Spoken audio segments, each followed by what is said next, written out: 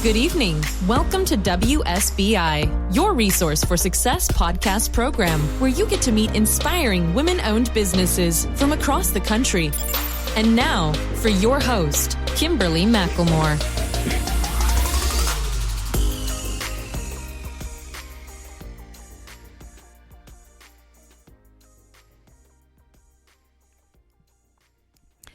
All right, good evening and welcome to WSBI, your Resource for Success podcast program, where you get to meet inspiring entrepreneurs and women-owned businesses from across the country. I am your host, Kimberly Macklemore, President and CEO of the Women's Small Business Initiative, LLC, and award-winning author. Welcome to another night of sharing. With us, we have special guest Tanya Taylor.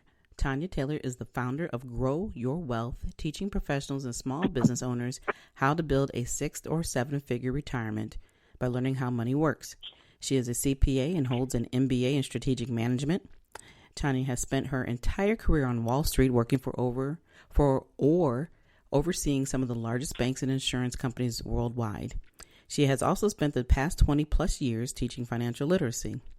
As an undocumented immigrant arriving in America alone at 16 and seeing many people living paycheck to paycheck, she was committed to changing her life. Despite many obstacles, by age 25, she graduated college debt-free, bought a home, and was part owner in a small business. She later co-founded and ran a successful investment club and a children's financial education club and started a tax practice with her husband. She has been to 50-plus countries and 30 states. So without further ado, please help me welcome to my platform, Miss Tanya Taylor. Hey, Tanya, how are you? Hey, Kimberly, I am awesome. How are you? I am doing great, and I was sitting here just reading this bio and thinking to myself, oh my goodness, boy, do you have a story to tell us tonight? I sure do. I'm very excited to share, my journey, where I've come from and where I am now. Well, we are definitely going to get started that. And before we dive into all the good stuff, just tell the listeners a little bit more about who Tanya Taylor really is. Oh, absolutely. So you've covered quite a bit about sort of my background in terms of my profession and in terms of, where I came from. So I actually grew up in Jamaica. I was pretty poor and ended up coming to America because I had just graduated college and my parents really could not afford, graduated high school at 16, and my parents couldn't afford to send me off to higher education. They had 6 of us. And so the opportunity came for me to come to America, and I took advantage of it. I came here alone, staying with a family friend, and really had the goal of becoming wealthy so that I don't have to raise my children in poverty, so like really breaking the cycle of poverty and also helping my family back in Jamaica. And that's where I really got started. And my biggest goal in terms of being able to do that was to go back to school. So I went on back to high school because they didn't recognize my diploma in America. And then from high school, I was able to save and go to junior college, paying my way through junior college. Huge part of what I had to do was budgeting because I really started out making $75 a week. But I was able to save up over time and then, eventually go on and get my bachelor's degree and my CPA and have spent all of my career on Wall Street, just working for some of the largest banks and insurance companies, as you've mentioned.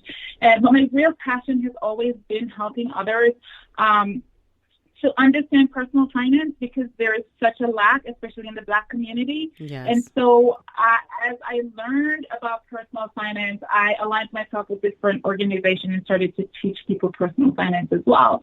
And I, too, just wanted to build wealth. So I did things like co-found an investment club, create an entire company or partnership and run that investment club, and also do the same for children's financial education club because I really wanted the children to learn about money so that they're not uneducated adults like many of us are, But I also hit a lot of obstacles along the way. And one of the biggest obstacles that I will touch on is that as I was going through this whole process, when I hit 25, I graduated college debt-free, and I had purchased a home, which I had planned to use that home to sort of build my wealth and retire and leave the corporate workforce by 45. Mm-hmm. But then people that had helped me when I came here, they moved into the home and they basically took it over and collected my rent, didn't pay their bills on time, so ruined my credit. And so a lot of that required me to pivot and think about strategic ways to just build wealth for myself. And it also allowed me to learn a lot. And so a lot of that I was also able to teach others as well as I was going on my journey. Like, for example, having my credit ruined over and over and figuring out how to navigate that, and then also helping others to know that they don't have to live with bad credit forever. So, so I must have a mouthful.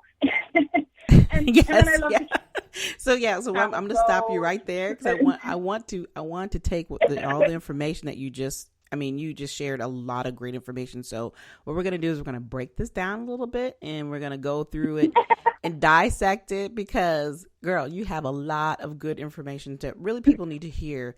I mean, your story is unique in a lot of ways, but at the same time, obviously, we know that when we do have a lot of immigrants that come to this country and they do well, but what you have to go through to get to that well, to me is just profound. You know, it's amazing what you have to go through. And the thing that I applaud you on is that, you know, we who have lived in America and born in America, you know, we have no excuses and no reasons for not to be able to learn, for not to be able to do better in our lives. And, you know, it's amazing how people find ways to make things work.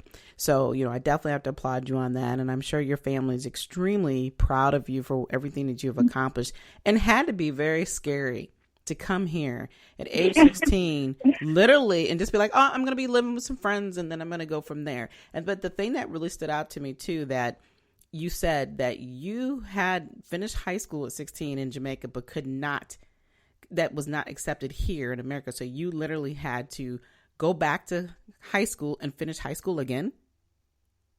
Did I hear that correctly? Yeah, so that is correct. So a lot of times when we come from the islands, not just Jamaica, and come to America, even if we're not graduated from high school, they'll put us back a grade. Okay. So if you don't, or a grade or two, so that's typical because they feel like the education here is superior, which, to be quite honest, it's not. Right. But when I knew you were going to say that. Yeah, I literally just sat through high school and breezed through everything because I had learned all of that stuff and much more. But in my situation, because I was undocumented, it was a little bit more challenging to navigate. Okay. Because there are students who come from the islands and they're able to go straight to college, you know, depending on how you are able to come. But for me, it was a little different. So by the time I was able to try to navigate to go to college, it just wasn't working out. And so what was recommended to me was that I go back to high school. So I spent almost 2 years in high school. Wow. But that allowed me to be able to save for college because I was literally making $75 a week when I came, and I had to pay a stipend for living with the family I was with, and then, you know, I sent money back home and I did all this other stuff. But there's this great thing in Jamaica and across the islands in Africa, it's called a susu, where you take money and you put it in a pot. Everybody, like on a weekly basis, let's say we put $20. Okay. And every week, if there's 10 of us, one person will get the whole pot. And so that also allowed me to be able to save to go to college. So I don't always want to say, oh my God, they sent me back to high school. It was so bad, because even though at the time it was like, oh my God, how am I going back to high school? Right. But it allowed me to be able to save so that by the time I was ready for college, I would have money saved up to be able to go to college. Right. But, you know, I mean, even at $75 you said a week, right? $75 a week is hard to stretch, girl. I mean, that is hard to stretch. Okay. So I'm sitting here thinking, wow. I mean, the way that your mind works is absolutely intriguing because, you know, like I said, the average person, even till this day, $75 a week is like, are you kidding me? You're paying me what? You know, and then you want me to do A, B, C, and D with this $75. I mean, that's a lot of responsibility and it's a lot to think about. So, you know, we're going to fast forward a little bit. So, you know, you got through high school, you got your money saved. And then, of course, now you're prepared to go on this journey of college. What interested you the most, and why would you pick becoming a CPA? And, how did that all come together for you? That's a very interesting story because when I was graduating high school, I actually graduated at the top of my graduating class. Mm-hmm. And so, but I didn't apply to college because by then, because of my undocumented status, it was kind of like, can I go to college? Can I not go to college? This whole thing. But then a college counselor sought me out at the end because she came to me and she said, you're like at the top of your class. Why didn't you apply to college? And there's a shame associated with being an undocumented immigrant that a lot of times it's unspoken. But I was too embarrassed to speak to her about it. And then I finally opened up because I was like, I want to go to college, so I might as well share this with her. Mm-hmm. And she said to me, she kind of sat me down and I told her what I was interested in. I was interested in the business field because the sciences I just did not like. So I knew that. And she said to me, I said, I want to do business management. And she said, well, maybe you should consider accounting. And she kind of explained to me why accounting might be a better path than just doing business broadly. Mm-hmm. So I decided I was going to become an accountant. And I got to college, and the first accounting class I had, we walked in and the professor got up there and he said, my name is Dr. This and I am a CPA, but don't worry, none of you will become CPAs because it's a really, really difficult exam and none of you will pass. Wow. I just remember going, who is this guy? So that's what I'm going to become, because at the time I didn't even know what a CPA was, but I was like, if he could become a CPA, I could become a CPA too. And so I did my research on what a CPA was, and I understood the difference. Like, you could be kind of accountant, but if you want to make it up there, you become a CPA. Mm-hmm. And so I did, and I dedicated myself to studying for the exam. It's a really difficult exam. He was right about that, and a lot of people give up on doing it, and they do it multiple times. But I was committed, so I sat, and they tell you to study 3 hours a day, and I studied 4 hours a day, and I was like, I'm doing this one and done. And I did it, and I passed on my first try, and I became a CPA. I went to a public accounting firm because at the time, that's what you needed to do in order to become certified after 2 years. Right. But I felt like I chose CPA because of this guy. And right. That motivation. This woman in high school. Yes. I was just like, no, if he could be a CPA, I could be one too. Right. Well, but the thing that's disturbing is to hear a teacher, professor, whatever you want to call him, to sit there and have the audacity to tell their students, well, you're not going to make this because nobody can pass the test, so we're not going to focus on being a CPA, just be an accountant. To me, that's a bunch of BS. Yeah. And it's actually very frustrating to have to hear that, because it's unfair to take somebody's dream. And like I said, you didn't even know what a CPA was at the time, but to sit there and have somebody, whose dream kind of just be thrown in their face and tell them, well, you're not going to do this because nobody can pass the test. That is the most ridiculous thing. And I think that's the biggest problem that I see in our society, is that everybody wants you to conform to what they think is good for you, instead of here's the options. This is what you're going to have to do in order to make it and to get to that. If you want to become a CPA, if you don't want to go that route, you still can be an accountant. But to literally stand there and tell somebody what they cannot do, and not just you, but the whole class, but you have motivation, but your motivation was much bigger than just him, because you've had to be motivated from the time you had come into America at the age of 16. So everything for you has always been, you know what? They tell me what I can't do, but I'm going to show them what I can do. And that was, and that right there was the icing on the cake for you. Absolutely. 100%. Yep. But to your point, I can imagine so many other students that sat in that classroom and actually believed what this guy said and did not pursue getting their CPA degree, even if they did become an accountant, getting their CPA license. Right. And of course, dealing with numbers and dealing with people's portfolios. And I mean, that's a huge responsibility. So you definitely have to, have some love about what it is that you're doing on top of absolutely being right, when you're dealing with other people's money and their livelihood. So let's kind of dive into, I want to talk about you graduated from college debt free.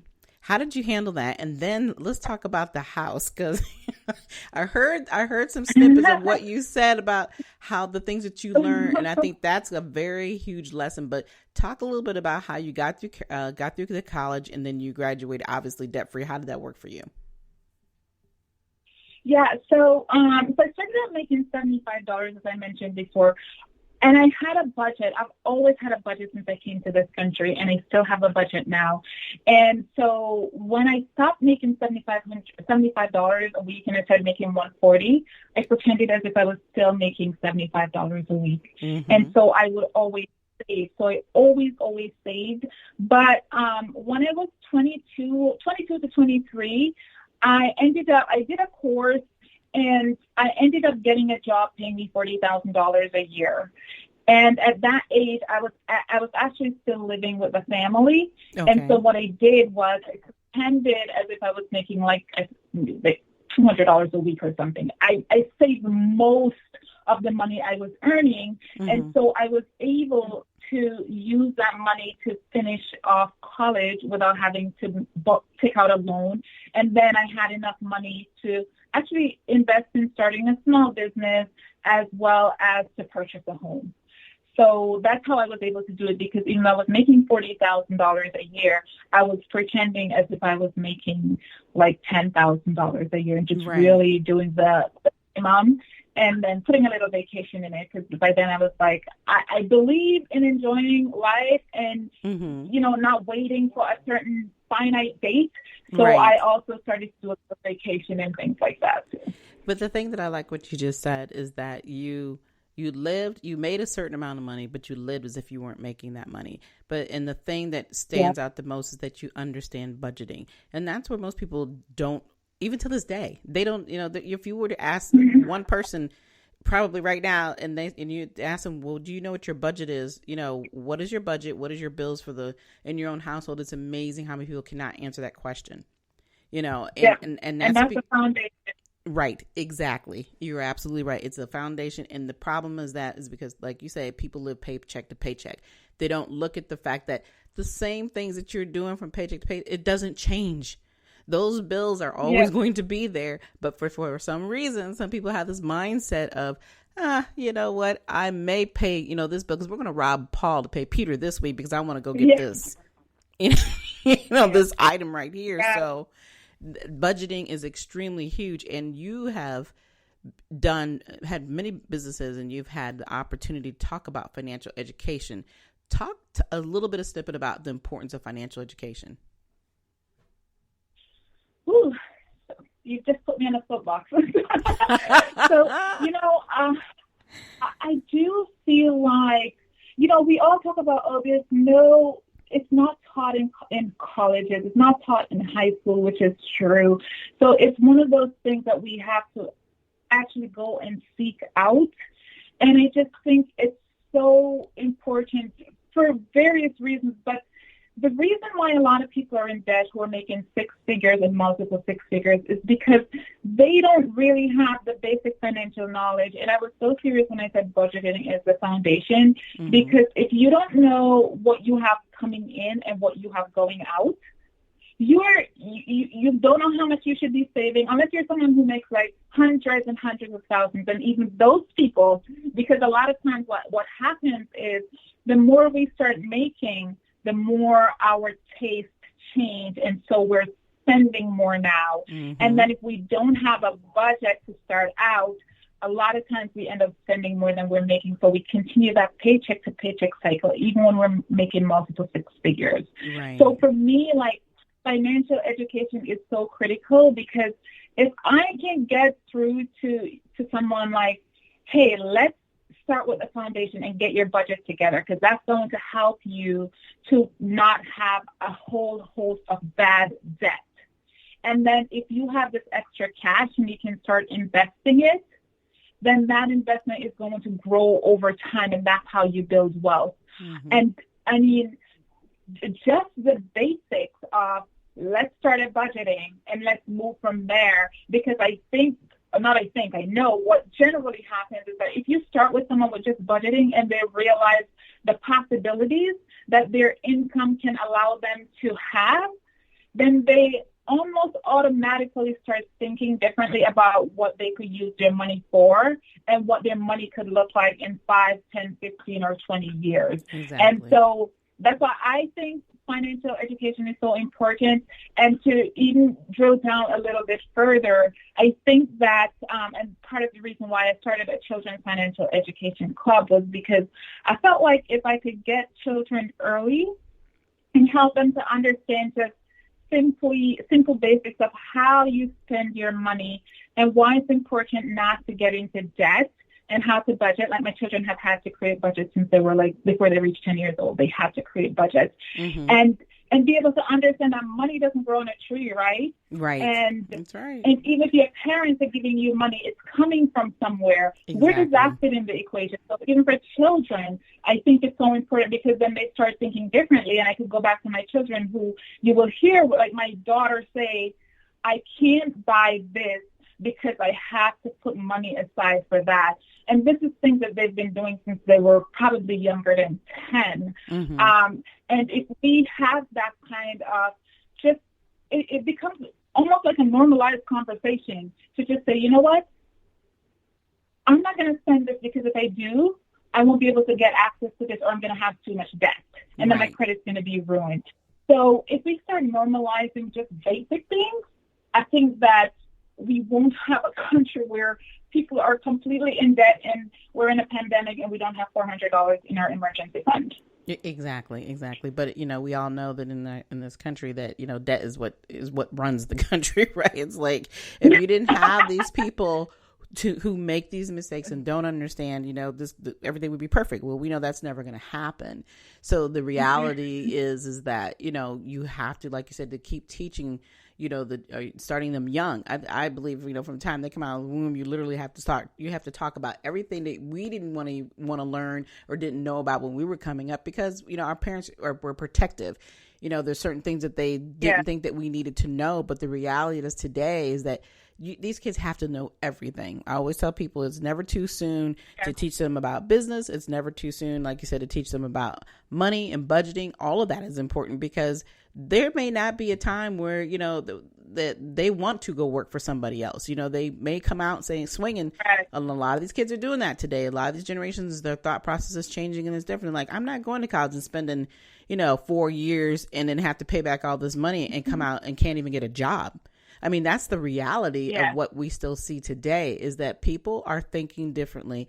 And I believe, during the pandemic, it's really given people an opportunity to rethink their thought process of what's important, what's not important. How can I do, my dream, whether it's a dream job or my dream business, because now you have the time to sit back and really think because we didn't have any choices. You couldn't get up and move around. You couldn't go hang out with your friends. You weren't ripping and running up and down the street, when you got off of work because, your life was literally put at a halt. And then it also made people realize that they had no money. Many people don't ever think about the rainy day. They never think about the fact that something could change. So and that's even in business. You cannot run a business thinking that you're always going to get a money, from a customer or client or from your products or your services. Anything can change. So, what you're talking about is absolutely important. And, what you're conveying to other people and to your own family is absolutely important. But I want to hear the story. I want people to hear the story about how you bought this home. And I heard you say that you weren't, you end up selling it or the people that you're living in, they're living in it because you made a lot of mistakes. Talk about the process of the importance of having your money in order. And when buying a home, you definitely had to pay it like anything else. Yeah. So, so the house literally was like a nightmare for me. But so I purchased this house at 25. My goal was I'm going to buy this house. I'm going to use the equity in the house to purchase additional houses. And I also had rental from the house. But so the family that I lived with when I moved here, they moved into the house as well. They initially were supposed to buy it with me, but then they didn't have any down payment or any credit. So go figure. But they moved in as if it was theirs, and they literally took the house over, and they collected my rent from my tenants, and they used that as part of the overall house. Like they literally, I bought the house, but they literally just was like, it's like this is their house. Mm-hmm. And to make matters worse, the fact that they were living in it and they weren't paying their bills on time. Mm-hmm. Sometimes they would just not pay their bills at all. Oh, now, wow. everything was in my name. So if they didn't pay their bills on time, and eventually when the amount they owed me was in the tens of thousands, and I'm like, I can't keep paying your bill. So I had to choose between not paying their bill or getting my credit ruined. And so there were periods in my life where I just couldn't pay their bills for them. Mm-hmm. And so my credit would just keep getting ruined over and over again. Every time I would fix it, my credit would get ruined. And long story short, like I would fix my credit and then I would attempt to purchase other properties. Mm-hmm. And the very last time I attempted to do that, I was so busy going through the process of going into contract for this property that I didn't realize that they hadn't paid their bills on time. I had just fixed my credit like maybe 4 or 5 months ago and was monitoring it, and I just missed going to check to make sure that they had paid their bills, and I wasn't going to get a 30-day lease. The day before signing contract on this next house, I had a 30-day lease, and I couldn't pay. I couldn't go to contract on the house anymore. Mm-hmm. And I was driving home, and I was so distraught that I actually accidentally ran this lady over. She was fine. Thankfully, she was perfectly okay. But it was so traumatizing for me that I just was like, I can't do this anymore. It was just too much. And it took me a total of 17 years to be able to get them out of my house and just like sever ties with them because they just occupied the place. Wow. 17 years? 17 years, a lot of therapy. It could be a book by itself, this whole story, the whole thing with this house. But a lot of it was mental manipulation because these people had helped me. They thought I was indebted to them for my lifetime. And so I had to go to a lot of therapy to unpack the fact that I don't owe them anything. No, they are not entitled to my property. Yes, they need to get out of my property. But yeah, by the time I was able to start standing up to them and start saying, okay, you guys, you can't do this to me anymore, it took a total of 17 years. Yes. Wow. I mean, like you said right there, that's a book. So we'll have to talk about that offline because you need to definitely tell this story more because what you're talking about, I mean, we hear these horror stories every day.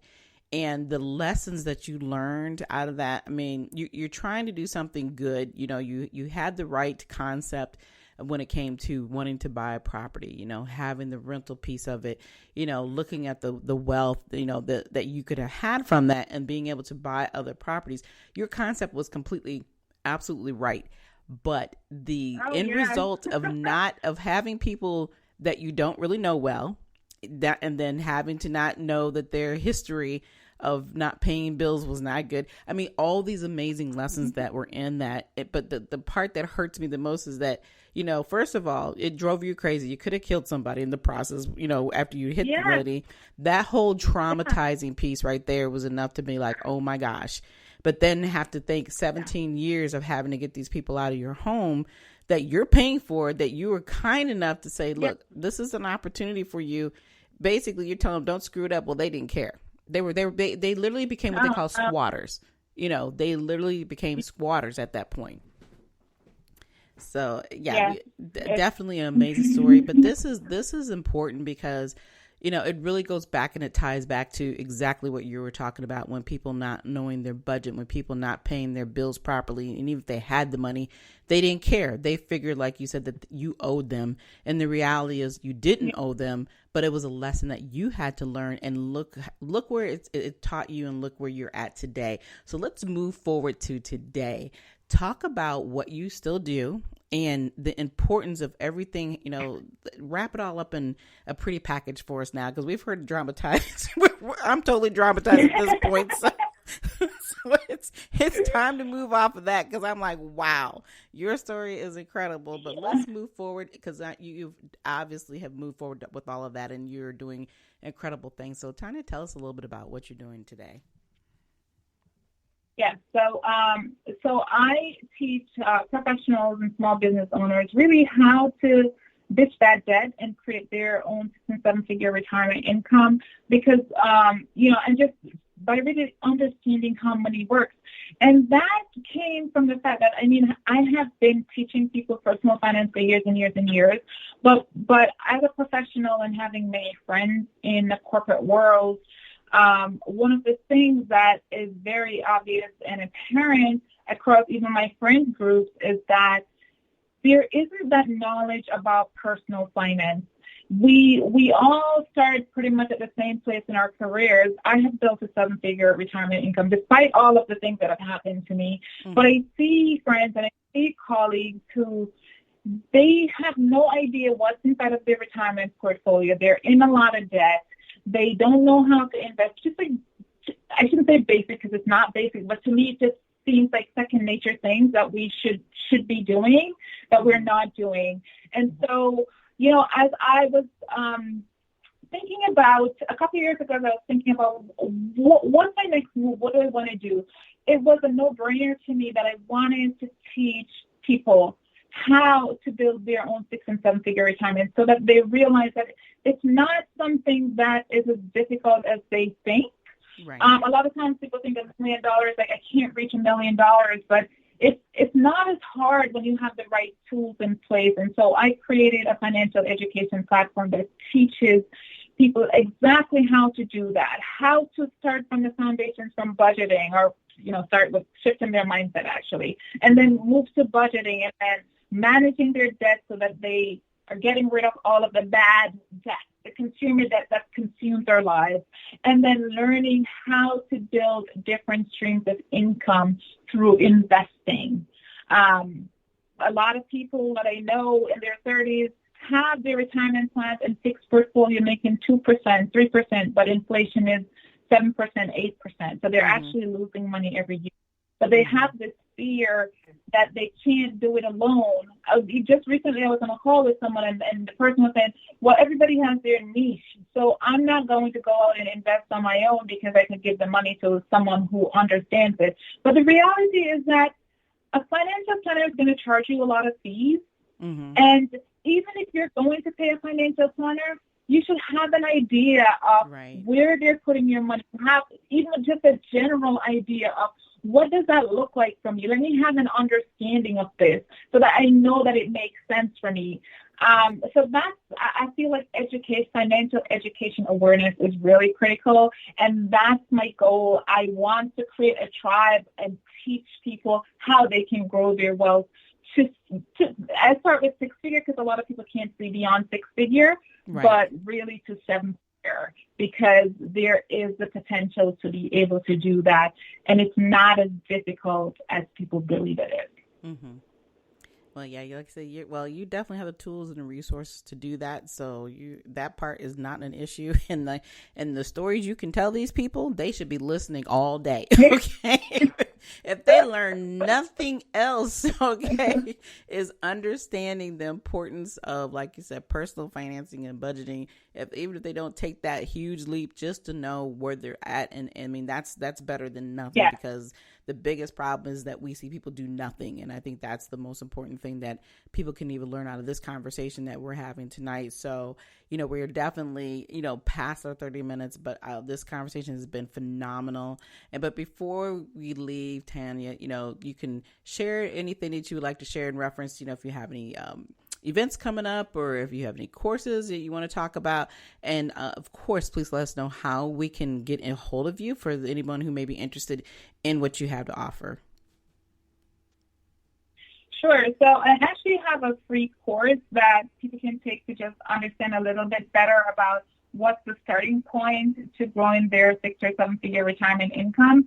And they can find, I'll just give you, they can find me at growyourwealth10x.com. That's my website. And then on Instagram, it's just at growyourwealth10x. If they go to either one of those sites, they will be able to take a free masterclass. I also have on my website different giveaways that people can avail themselves of. So if they want to figure out how do I start the process, there's like free ebooks that they can have.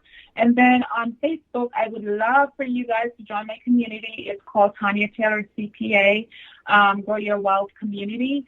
And in there, I offer free masterclass. Every month, I have at least one free masterclass, and then I just do free live training, just education on personal finance topics, because it's something that I really feel so passionate about that I want people to learn about.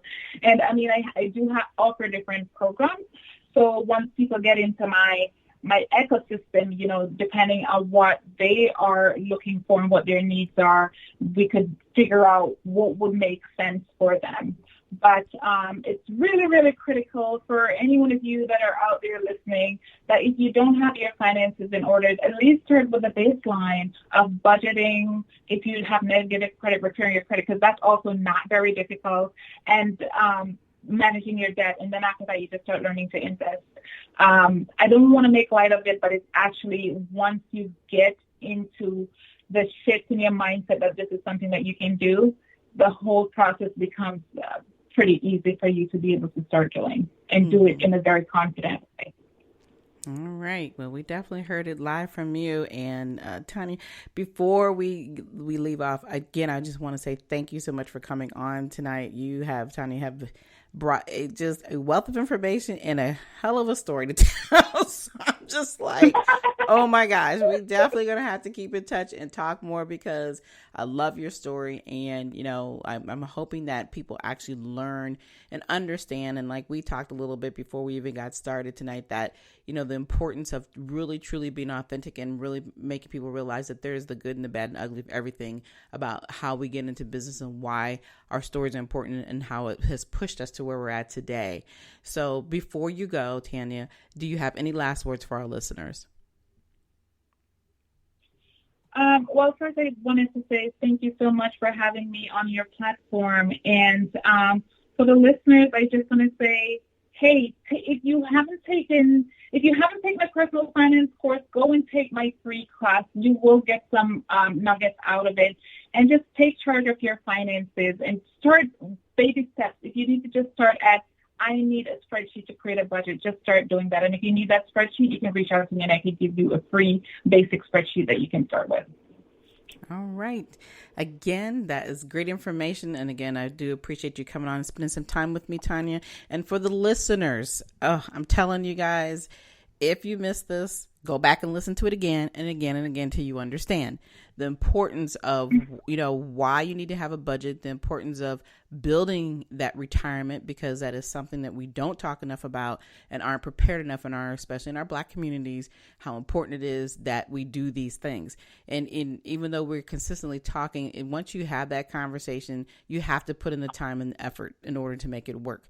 So no matter what we say on here tonight, if you're not willing to make those steps and then you're not willing to change your mindset, you are definitely going to be stuck and continue to be stagnant in that circle that you're in. So, you know, please, you know, if you really truly want to have that help, you really need somebody to get you the guidance you need, reach out to Tanya. And Tanya's name is spelled Tanya Taylor. So it's a little bit, and actually I just called her Tanya. It's Tanya. So it's spelled a little differently, but it sounds like everybody else's name in that perspective. But we will definitely provide all the information in the DM so that you can reach out to her. But again, I love having you on with me this evening, Tanya. It's been a pleasure.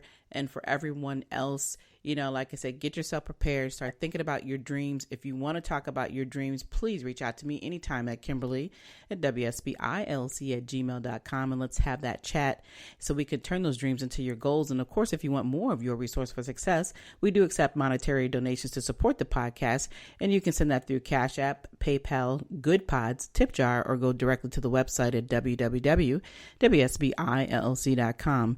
Again, we would like to thank you all for listening to us tonight. We'll be back next week with more amazing guests. Be sure to follow us on iHeartRadio or wherever you listen to your podcast. But until then, enjoy the rest of the evening and good night.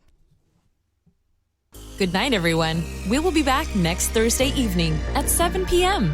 Follow us on Spreaker, www.spreaker.com/user/WSBI.